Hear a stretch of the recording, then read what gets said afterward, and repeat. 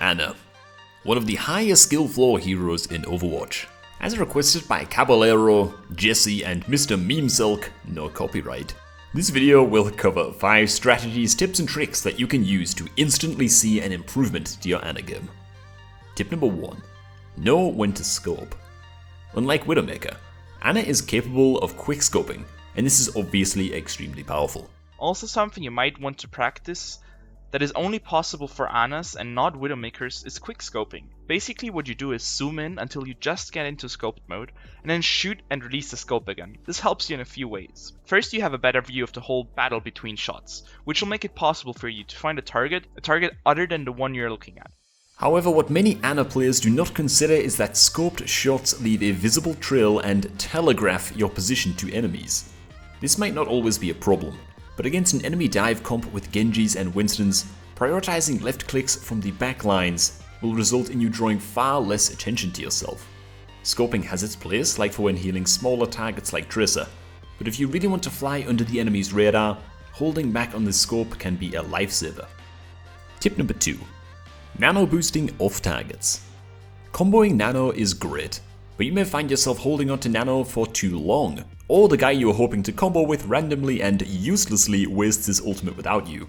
Try spending the Nano on a teammate who is charging a powerful ultimate so they can build it super rapidly. A high energy Zarya is an amazing choice if she's still building her Graviton. So we're somewhat close to Dragon and we're somewhat close to Grav. So my plan is right now, once I get Nano, I'm gonna Nano Zarya. Once again, 1, because she's high energy, and 2, I want to help her get a Graviton Surge. That way she can combo with Dragon.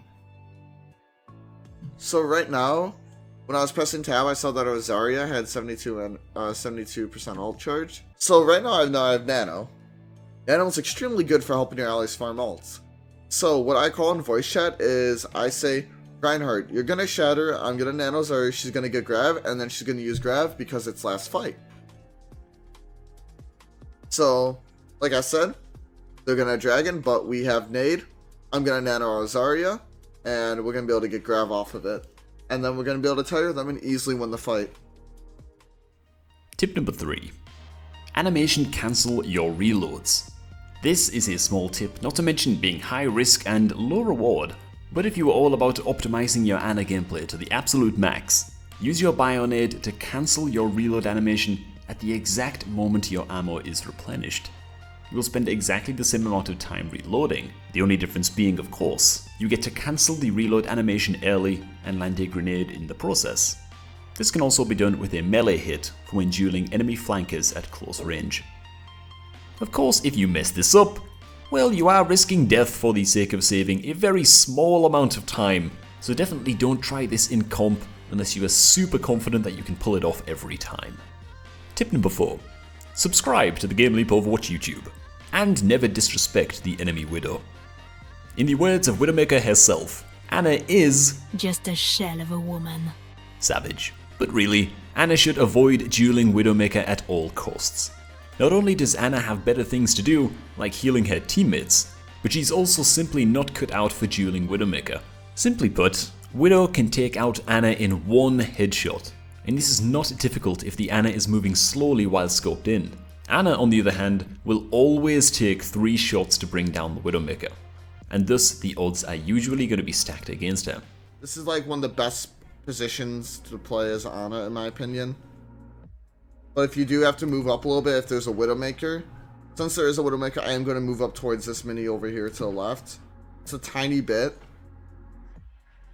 And once I see that she's not popping up over there by high ground, I can move back towards the mini once again. Like, I'm going to give you an example right now. I'm going to get cocky with the Widowmaker in just a few moments, and I'm going to die from her because I didn't respect her. Like, I clearly see Widowmaker over here. I just don't care about her because earlier she was missing shots on me, and I was out sniping her. So I'll be honest, I did get cocky and I ignored her, and she is going to punish me and kill me. Ultimately, that hurts my team a lot because now they're down their main healer. The only heals they have now is Zenyatta, and they're easily going to be whittled down. And tip number 5. Nanoing to save an ally. Nano Boost is amazing when used in a combo, and as we talked about earlier, it is great for helping a teammate build a powerful ult. However, the least common but still super strong use for Nano is reducing incoming damage. If you spot one of your teammates, usually a tank, is about to take a ton of damage that you won't be able to heal, hit him with the Nano to reduce his damage taken by 50% and buy your front line some time. It could make the difference between holding the door and not holding the door, and we all know how that ends. There, I should have honestly used my nade instead of trying to go for an anti-nade to heal our Reinhardt faster, but since I was able to land the anti-nade, it did help us out. And here I'm nanoing to help our Reinhardt get shatter and to keep them zoned out until my nade's back off cooldown. So the main reason I nanoed there was to give the damage reduction to my Reinhardt. Since my nade was on cooldown, I couldn't really burst heal him, so I tossed Nano on him to try to keep the enemy to say, hey, back up. As soon as it did work, and I was able to actually get my nade off cooldown and toss it around and heal him up.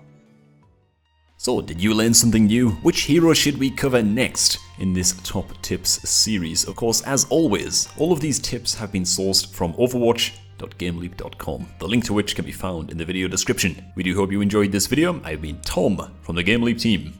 Say hi in the comments, and I will see you guys in the next one.